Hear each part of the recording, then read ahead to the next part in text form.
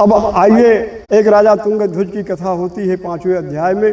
वे असीम प्रजा पालन में तत्पर रहा करते थे, अपने को प्रजा पालन में ही लगाए रहते थे। संजोग की बात है, एक दिन जंगल में वे किसी कार्य से या शिकार खेलने के लिए गए। वहाँ पर देखा कि ग्वाल बाल लोग जो हैं भगवान श्री सत्यनारायण स्वामी की कथा का श्रवण कर रहे हैं। उस समय राजा तो वहाँ बैठ करके विश्राम कर रहे थे। ग्वाल बालों ने देखा कथा समाप्त होने पर कि राजा महाराज बैठे हैं, प्रसाद का वितरण हो रहा है, तो ले जा करके राजा तुंगध्वज के सामने प्रसाद को रखे, लेकिन उन्होंने उसका तिरस्कार कर दिया। अब भगवान को क्रोध आ गया। उनका अरे मेरे प्रसाद को त्यागा। इससे उनका बड़ा नुकसान हुआ। उनके पुत्र आदि महल अटारी सब ध्वस्त हो गए। जाने पर उन्होंने सोचा, देखा कि अरे ये सब क्या हुआ, तो उनके समझ में आ गया कि मुझसे बड़ी भूल हुई है। हम भगवान श्री सत्यनारायण स्वामी की कथा का अपमान किए हैं, उनके प्रसाद का मैंने अपमान किया। पुनः वापस आए ग्वाल बालों के साथ में। उन्होंने बड़ी श्रद्धा भावना से और आर्द्र भावना से उनसे कहा कि हे ग्वाल बालों, आप प्रसन्न हो, मेरे ऊपर कृपा करो, कथा का श्रवण करो और मुझे पुनः प्रसाद दो। जब इतने विनीत भाव से राजा ने उनसे निवेदन किया तो सब लोगों ने कथा का श्रवण करने के बाद उनको प्रसाद दिया।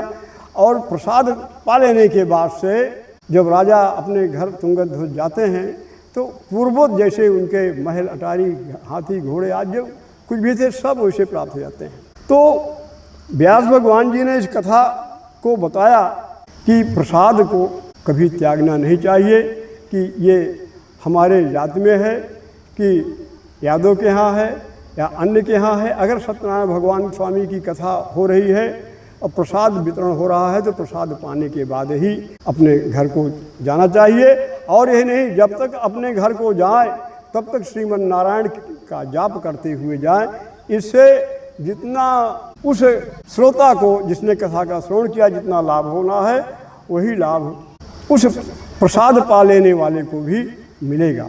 ये है हमें कथा के माध्यम से शिक्षा दी है, जिसको कि हमें अपने में उतारना चाहिए।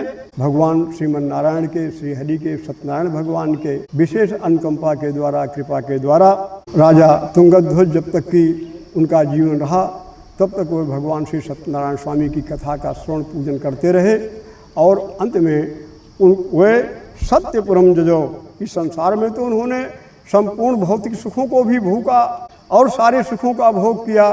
फिर जब उनका निर्वाण होता है तो वह विष्णु लोक को प्राप्त होते हैं। सत्यपुरम जजौ, परम दुर्लभ सत्यव्रत को करते हैं, जो कथा का श्रवण करते हैं। देखिए, पूर्णाम भक्ति युक्तः फल प्रदाम, इस कथा को भक्ति पूर्वक श्रद्धा पूर्वक सुननी चाहिए। ये ना हो कि मरमोर बहुआ चिद विसौले, नहीं। जितनी देर तक आप रहें भगवान सत्यनारायण स्वामी के चरणों में अपने ध्यान को लगाए रखें। इससे परमात्मा की कृपा मिलेगी, भगवान प्रसन्न होते हैं। ये कथा जो है धन धान्यादिकम तस्य भवेत सत्य प्रसादतः। देखिए लाभ क्या है, यह कथा धन धान्य को प्रदान करने वाली है। निश्चय ही भगवान सत्यनारायण स्वामी जी के प्रसाद से लोग धन और धान्य से युक्त हो जाते हैं, इसमें कोई संशय नहीं है। दरिद्रो लभते वित्तम बद्धि मुच्चेद बंधनात्, अगर कोई दरिद्र है तो उसको धन की प्राप्त होती है, किसी को बंधन है किसी प्रकार का तो उस बंधन मुक्त हो जाता है। भीतो भयात प्रमुचेत सत्यमेव संशयः, और किसी को अगर किसी प्रकार का भय है तो निश्चित ही को भगवान अभय प्रदान करते हैं। इसम चापहम भुक्त्वा चाहते सत्यम भजेत, इस प्रकार से तमाम फलों को प्राप्त करते हुए सत्य पर को प्रस्थान कर जाते हैं। इतवैकैताम विप्रा सत्यनारायण अमृतम कृत्वा सदुख मुक्तो भवति मानव। अंत में सत्य लोक को प्रस्थान करते हैं। विशेषता कलयुगे सत्य पूजा फलप्रदा, और देखिए इस कलयुग में विशेष करके इस पूजा के समान कोई दूसरा फल प्रदान करने वाला नहीं है। केचित कालम बदिशंति सत्यमीशम तमेव चः, सत्यनारायणम के जे सत्यदेवम तथा परे नाना रूप धरो भूत्वा सर्वेशामेप्सित पुदा। और देखिए बड़ी लीला है भगवान की, नाना रूप धरो।